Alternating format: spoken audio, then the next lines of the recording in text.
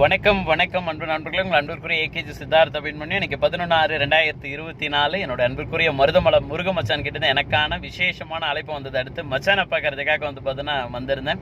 அருமையான பார்த்தீங்கன்னா ஒரு தரிசனம், ரொம்ப சிறப்பாக பார்த்தீங்கன்னா தரிசனம் முடிஞ்சிச்சிங்களே. மச்சான் என்னெல்லாம் பார்த்தீங்கன்னா உத்தரவு இடுறானோ, முருகப்பெருமான் பார்த்தீங்கன்னா எனக்கு என்னெல்லாம் உத்தரவு பார்த்தீங்கன்னா இடுறானோ அந்த உத்தரவுகளை பார்த்தீங்கன்னா செவனவே இப்போ வரைக்கும் பார்த்தீங்கன்னா செஞ்சுட்டு இருக்கேன். இனிமேலும் பார்த்தீங்கன்னா செய்வேன்.